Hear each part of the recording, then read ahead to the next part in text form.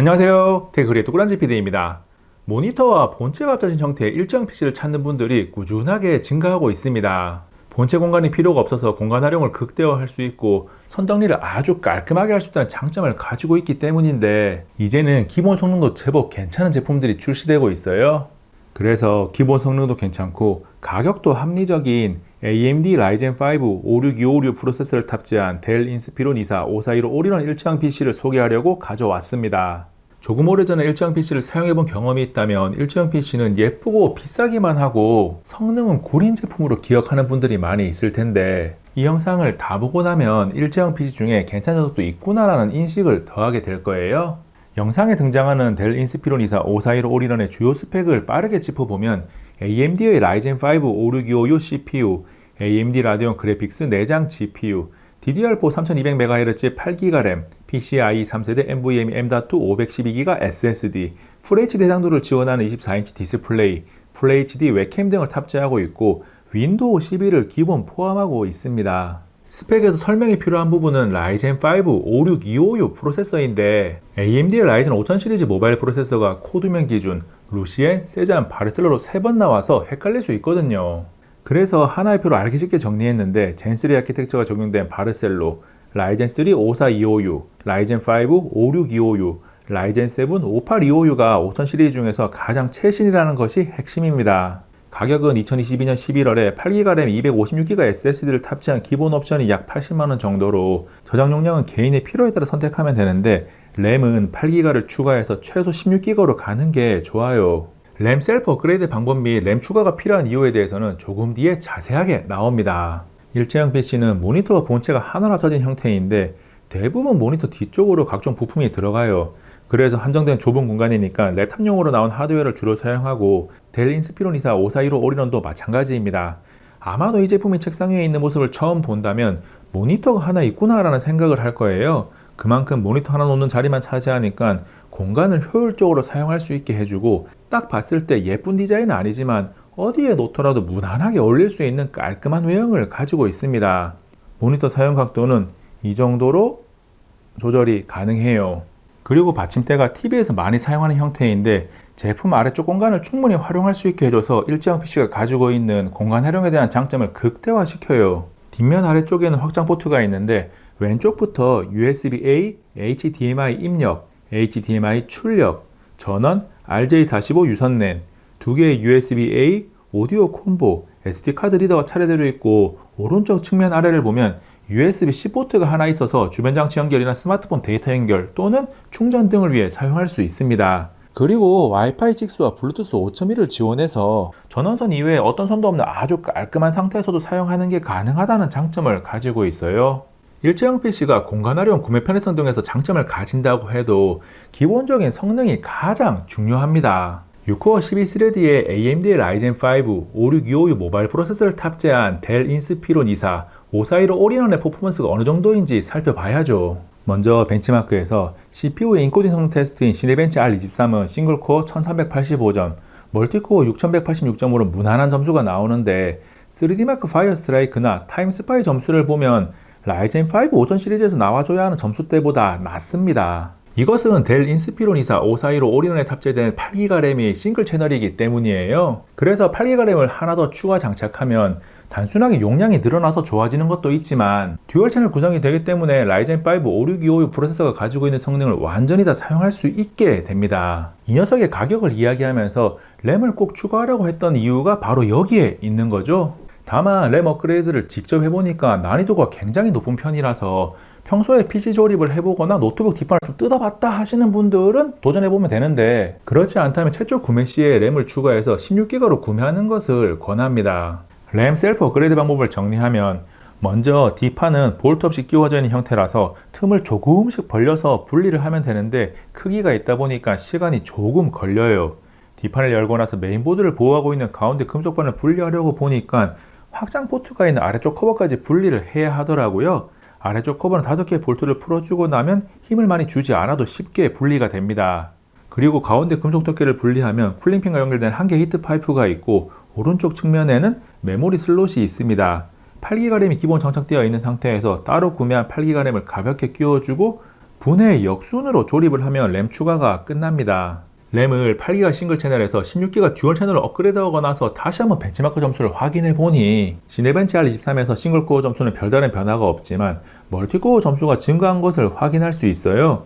그리고 3D마크는 CPU와 GPU의 성능을 다각도로 점수화하다 보니까 파이어 스트라이크와 타임 스파이 모두 눈에 띄게 점수가 올라간 것을 확인할 수 있습니다.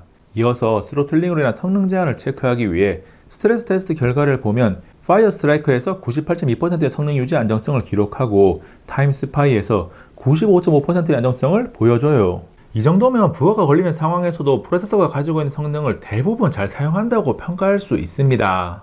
벤치마크보다 조금 더 직관적으로 성능을 확인하기 위해서 피파 온라인 4, 롤, 오버워치 2, 배틀그라운드를 플레이하면서 프레임의 변화와 내부 프로세서의 온도 변화를 체크를 했습니다. 이때 모든 테스트는 1920 곱하기 1080 FHD 해상도로 진행되었고 8기가 램 싱글 채널과 16기가 램 듀얼 채널을 테스트한 결과를 함께 보여드릴게요. 첫 번째 피파 온라인 4는 그래픽 가장 높음 60Hz 프레임 최대로 설정하고 플레이했는데 16기가 램에서는 평균 59프레임으로 쾌적하게 즐길 수 있고 8기가 램에서는 평균 36프레임 수준이 나옵니다.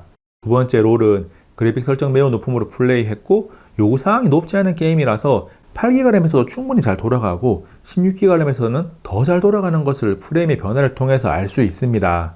세 번째 오버워치 2는 그래픽 설정 낮음으로 플레이했고 8기가 램에서는 평균 20프레임대가 나오면서 플레이가 원활하지 않은데 16기가 램에서는 평균 40프레임대가 나오면서 아쉬운 대로 게임을 어느 정도 즐길 수 있는 최소한은 돼요.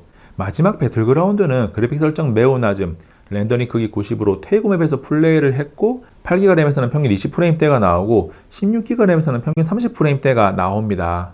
정리해보면 AMD 라데온 그래픽스 내장 GPU의 성능이 제법 쓸만해서 외장 그래픽카드 없이도 롤이나 피파 온라인 4 정도는 무난하게 즐길 수가 있고 오버워치 2는 램을 추가했을 때 그럭저럭 할만하다라고 평가할 수 있습니다. 그리고 모든 게임에서 GPU의 온도는 50도대, CPU의 온도는 50도에서 60도대로 매우 낮게 유지되는 것이 인상적이에요. 혹시나 외부로 나오는 열이 뜨겁지는 않은지도 체크를 해봤는데 부하가 많이 걸리는 스트레스 테스트 중에 방열구 쪽이 최대 37도대를 기록하고 뒷판에서 가장 뜨거운 부분이 34도대가 나옵니다. 이 정도면 발열에 대한 걱정은 전혀 할 필요가 없는 아주 쾌적한 수준이에요. 발열 관리가 굉장히 잘 되니까 팬 소음이 심한 게 아니야 라는 생각이 들 수가 있는데 쿨링팬이 한 개밖에 없기도 하고 최대로 돌아갈 때 소음이 거의 없습니다. 열심히 사용하고 있을 때와 PC를 끈 상태에서의 소음 측정기 값이 거의 비슷해요. 일체형 PC는 모니터가 포함되어 있으니까 따로 구매 선택할 필요가 없습니다. 델 인스피론 24 541 올인원은 제품 이름에도 적혀 있듯이 24인치 디스플레이를 탑재하고 있고 상단 및 좌우의 실제 베젤이 약 7mm로 준수한 편이에요. 1920 곱하기 1080 FHD 해상도를 지원하는 이 녀석의 색 재현율을 측정해보면 sRGB 99%, NTSC 73%로 우리가 디스플레이 성능을 이야기할 때 갖춰야 한다고 말하는 최소한은 갖췄습니다. 그런데 최대화면 밝기는 100% 설정해서 267.5니트로 아쉬운 수준이에요.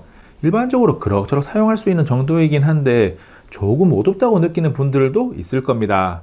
그리고 디스플레이에 우리가 흔히 안티 글레어라고 부르는 반사방지 처리가 되어 있어서 화면에 비치는 것 없이 사용할 수 있어요. 디스플레이는 종합적으로 품질이 좋은 것은 아니지만 문서 작업, 웹서핑 등의 작업에서도 그렇고 영상을 시청할 때도 무난하게 사용할 수 있습니다. 디스플레이 아래쪽에 있는 스테레오 스피커는 웨이브스 맥스 오디오 프로 튜닝이 들어갔는데 일체형 PC답게 별도의 스피커를 구매해서 설치할 필요가 없다는 생각이 들 정도로 성능이 괜찮습니다. 영상을 보거나 음악을 듣는 등 소리를 계속 들어보면 소리가 선명하고 공간감도 풍부하고 저음부터 고음까지의 밸런스도 괜찮은 편이에요.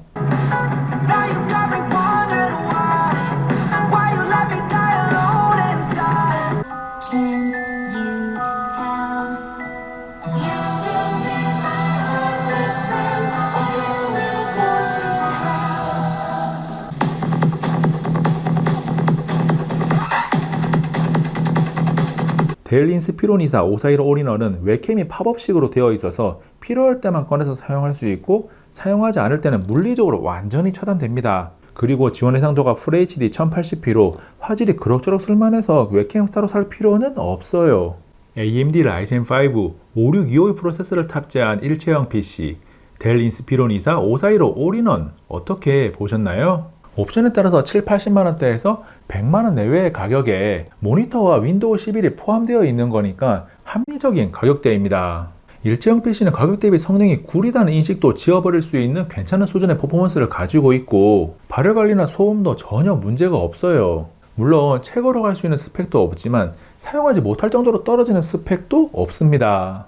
효율적인 공간 활용을 원하거나 노트북을 사용하면서 한 곳에 놔두고 전혀 이동하지 않는 사용 패턴을 가지고 있다면 이 정도 가격대 일정 PC를 선택하는 것도 괜찮죠. 그리고 필요에 따라서 HDMI 입력 포트를 이용하면 다른 PC나 스마트폰 등에 연결해서 일반 모니터로도 사용할 수 있습니다. 이번 영상은 여기까지. 다음에 또 만나요. 안녕. 우와, 이 영상 정말 재밌어요. 잘 만들었거든요. 적극 추천합니다. 한번 보세요. 아니면 이 영상도 괜찮습니다. 정말 노력을 많이 했고 많은 내용을 담고 있어요. 정말 유용합니다. 둘 중에 하나 한번 보세요. 적극 추천해요.